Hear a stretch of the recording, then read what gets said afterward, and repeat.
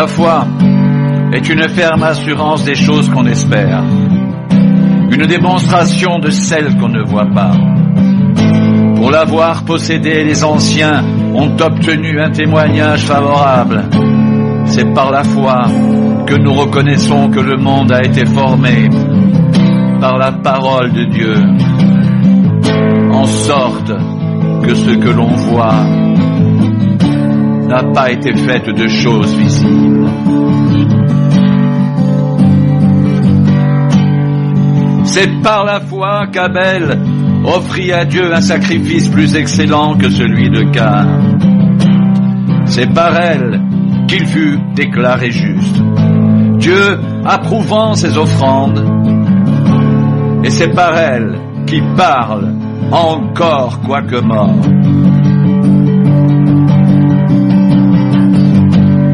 C'est par la foi qu'Enoch fut enlevé pour qu'il ne voie point la mort.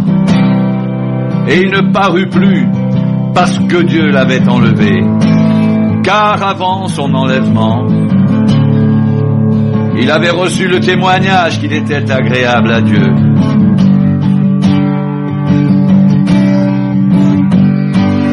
Or,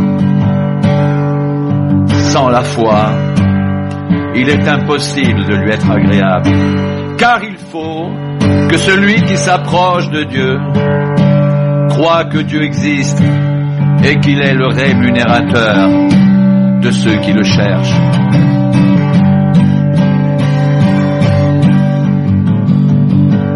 C'est par la foi que Noé, divinement averti des choses qu'on ne voyait pas encore, et saisi d'une crainte respectueuse, construisit une arche pour sauver sa famille.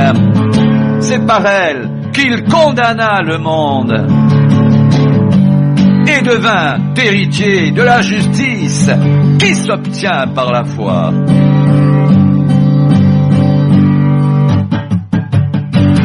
C'est par la foi qu'Abraham, lors de sa vocation, obéit et partit pour un lieu qu'il devait recevoir en héritage, et qu'il partit sans savoir où il allait. C'est par la foi qu'il vint s'établir dans la terre promise, comme dans une terre étrangère, habitant sous des tentes, ainsi qu'Isaac et Jacob, les co-héritiers de la même promesse.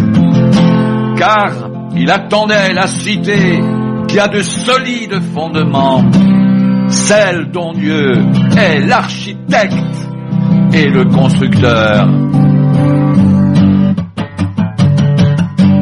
C'est par la foi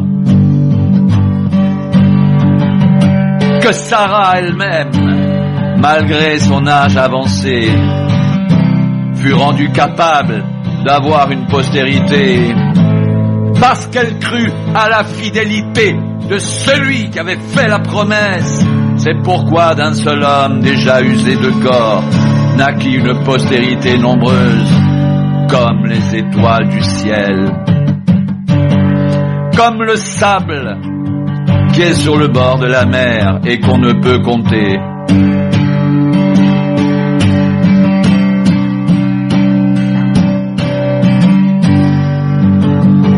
C'est dans la foi qu'ils sont tous morts sans avoir obtenu les choses promises. Mais ils les ont vues et saluées de loin, reconnaissant qu'ils étaient étrangers et voyageurs sur la terre. Ceux qui parlent ainsi montrent qu'ils cherchent une patrie. S'ils avaient eu en vue celle d'où ils étaient sortis, ils auraient eu le temps d'y retourner. Mais maintenant ils en désirent une meilleure, c'est-à-dire une céleste. C'est pourquoi Dieu n'a pas honte d'être appelé leur Dieu, car il leur a préparé une cité.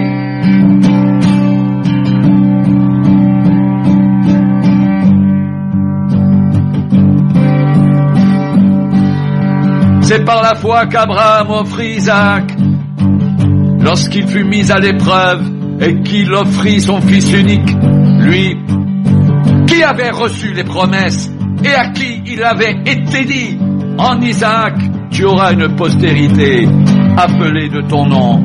Il pensait que Dieu est puissant, même pour ressusciter les morts. Aussi, il retrouva son fils, ce qui est une préfiguration.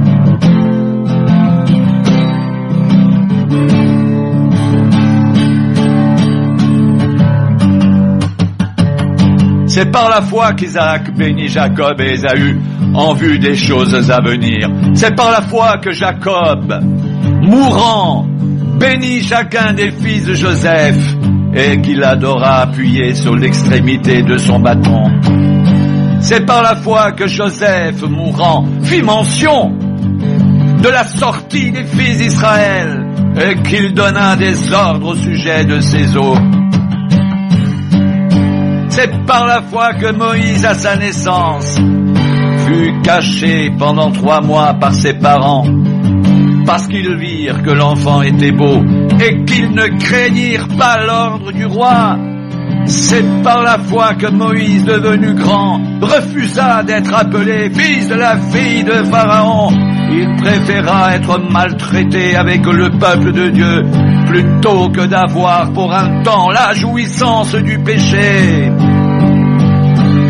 Il regarda l'opprobre de Christ comme une richesse plus grande que les trésors de l'Égypte, car il avait les yeux fixés sur la rémunération.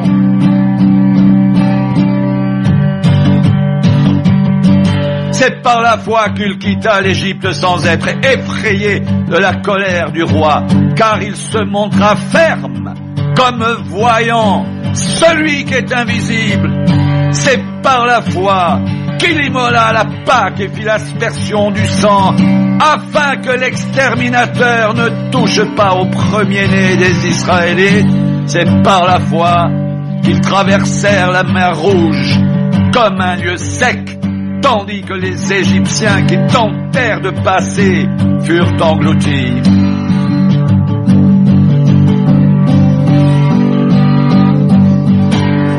C'est par la foi que les murailles de Jéricho tombèrent après qu'on en eut fait le tour pendant 7 jours. C'est par la foi que Rahab la prostituée ne périt pas avec les rebelles, parce qu'elle avait reçu les espions avec bienveillance. Et que dirais-je encore? Car le temps me manquerait pour parler de Gédéon, de Barak, de Samson, de Jephthé, de David, de Samuel et des prophètes qui par la foi vainquirent des royaumes, exercèrent la justice, obtinrent des promesses, fermèrent la gueule des lions, éteignirent la puissance du feu, échappèrent aux tranchants de l'épée, guérirent de leur maladie, furent vaillants à la guerre, mirent en fuite des armées étrangères, des femmes recouvrèrent leur mort par la résurrection, d'autres, livrés au tourment, n'acceptèrent point la délivrance, afin d'obtenir une meilleure résurrection. D'autres subirent les moqueries et le fouet, les chaînes et la prison. Ils furent lapidés, sciés, torturés, ils moururent tués par l'épée. Ils allèrent çà et là vêtus de peau de brebis et de peau de chèvre, dénués de tout, persécutés, maltraités.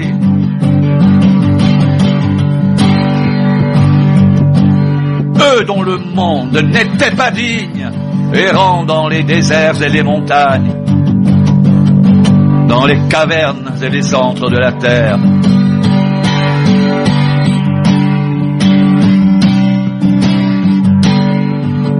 Tout cela, à la fois desquels il a été rendu témoignage, n'ont pas obtenu ce qui leur était promis. Dieu, ayant en vue quelque chose de meilleur pour nous, afin qu'ils ne parviennent pas sans nous à la perfection. Nous donc aussi, puisque nous sommes environnés d'une si grande nuée de témoins, rejetons tout fardeau et le péché qui nous enveloppe si facilement, et courons avec persévérance dans la carrière qui nous est ouverte, ayant les regards sur Jésus qui suscite la foi et la mène à la perfection.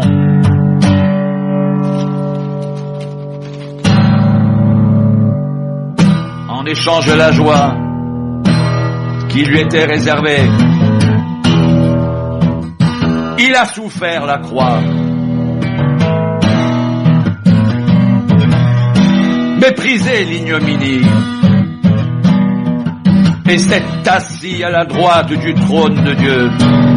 Considérez en effet celui qui a supporté contre sa personne une telle opposition de la part des pécheurs, afin que vous ne vous lassiez point, l'âme découragée.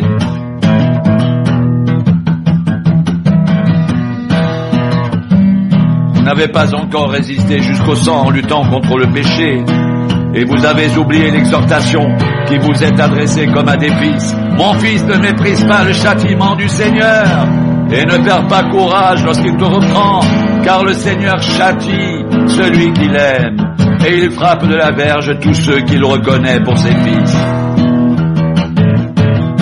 Supportez le châtiment. C'est comme des fils que Dieu vous traite. Car quel est le fils qu'un père ne châtie pas? Mais si vous êtes exempts du châtiment auquel tous ont part, vous êtes donc des enfants illégitimes et non des fils. D'ailleurs, puisque nos pères selon la chair nous ont châtiés, et que nous les avons respectés, ne devons-nous pas, à bien plus forte raison, nous soumettre au Père des esprits pour avoir la vie? Nos pères nous châtiaient pour peu de jours, comme ils le trouvaient bon. Mais Dieu nous châtie pour notre bien, afin que nous participions à sa sainteté. Il est vrai que tout châtiment semble d'abord un sujet de tristesse et non de joie, mais il produit plus tard, pour ceux qui ont été ainsi exercés, un fruit paisible de justice. Fortifiez donc vos mains languissantes et vos genoux affaiblis, et suivez avec vos pieds des voies droites, afin que ce qui est boiteux ne dévie pas, mais plutôt se raffermisse.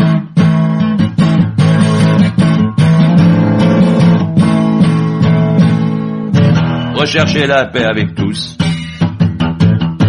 et la sanctification sans laquelle personne ne verra le Seigneur.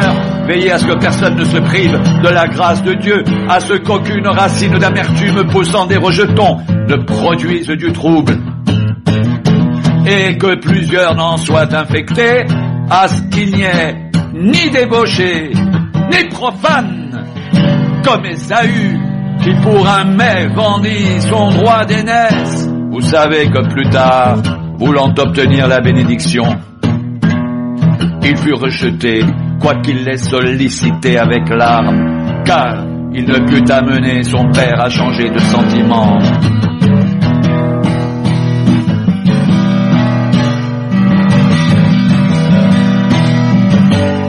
Vous ne vous êtes pas approché d'une montagne qu'on pouvait toucher et qui était embrasée par le feu, ni de la nuée, ni des ténèbres, ni de la tempête, ni du retentissement de la trompette, ni du bruit des paroles telles que ceux qui l'entendirent demandèrent qu'il ne leur en soit pas adressé une de plus, car ils ne supportaient pas cette déclaration. Même si une bête touche la montagne, elle sera lapidée. Et ce spectacle était si terrible que Moïse dit: je suis épouvanté et tout tremblant. Mais vous vous êtes rapprochés de la montagne de Sion, de la cité du Dieu vivant, de la Jérusalem céleste des myriades qui forment le cœur des anges, de l'assemblée des premiers-nés inscrits dans les cieux, du juge qui est le Dieu de tous, des esprits des justes parvenus à la perfection, de Jésus qui est le médiateur de la nouvelle alliance, et du sang de l'aspersion qui parle mieux que celui d'Abel.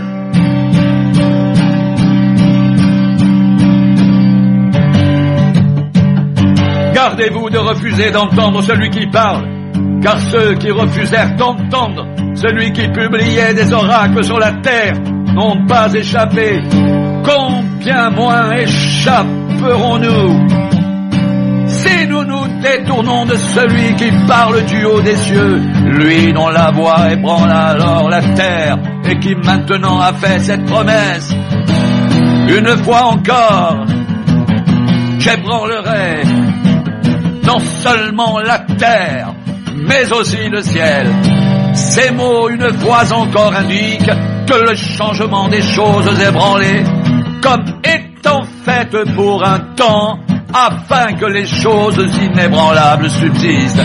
C'est pourquoi, recevant un royaume inébranlable, montrons notre reconnaissance en rendant à Dieu un culte qui lui soit agréable, avec piété et avec crainte, car notre Dieu est aussi un feu dévorant.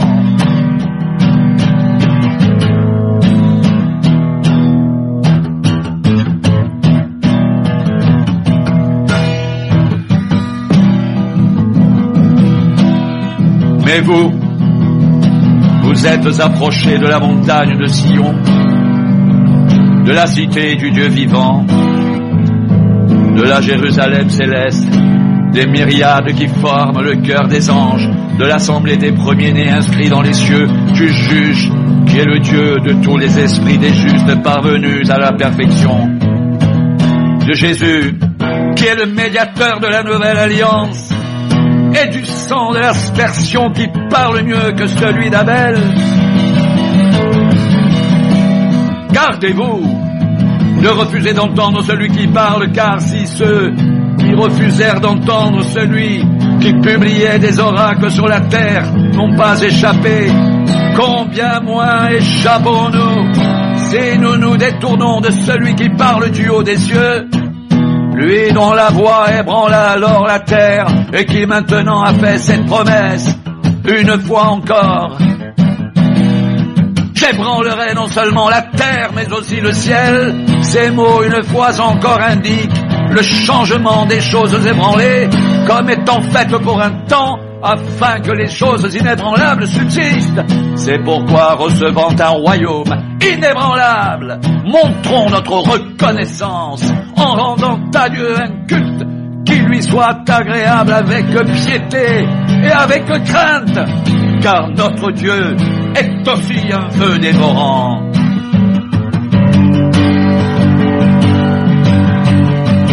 Gardez-vous de refuser d'entendre celui qui parle, car si ceux qui refusèrent d'entendre celui qui publiait des oracles sur la terre n'ont pas échappé, combien moins échapperons-nous si nous nous détournons de celui qui parle du haut des cieux, lui dont la voix ébranla alors la terre et qui maintenant a fait cette promesse? Une fois encore, j'ébranlerai non seulement la terre mais aussi le ciel. Ces mots, une fois encore, indiquent le changement des choses ébranlées comme étant faites pour un temps, afin que les choses inébranlables subsistent. C'est pourquoi, recevant un royaume inébranlable, montrons notre reconnaissance en rendant à Dieu un culte qui lui soit agréable, avec piété, avec crainte, car notre Dieu est aussi un feu dévorant.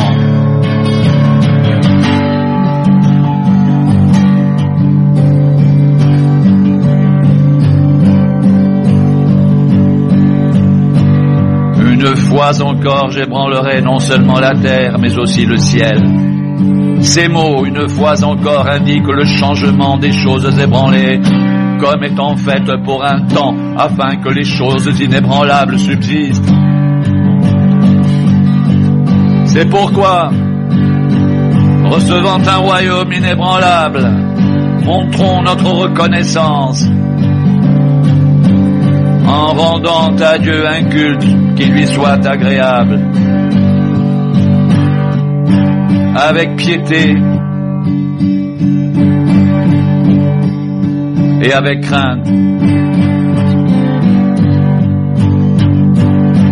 Car notre Dieu est aussi un feu dévorant.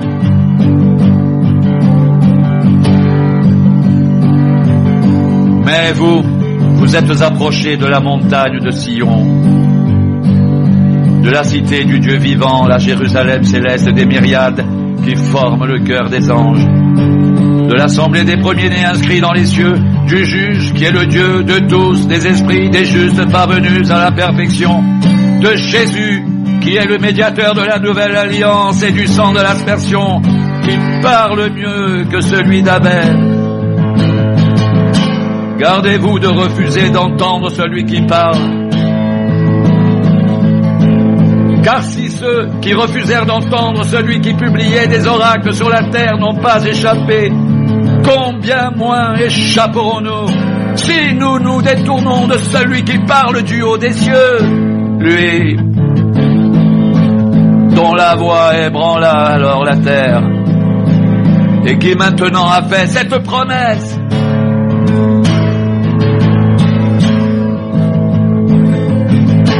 Une fois encore, j'ébranlerai non seulement la terre, mais aussi le ciel. Ces mots, une fois encore, indiquent le changement des choses ébranlées comme étant faites pour un temps, afin que les choses inébranlables subsistent. C'est pourquoi, recevant un royaume inébranlable, montrons notre reconnaissance en rendant à Dieu un culte qui lui soit agréable, avec piété, avec crainte.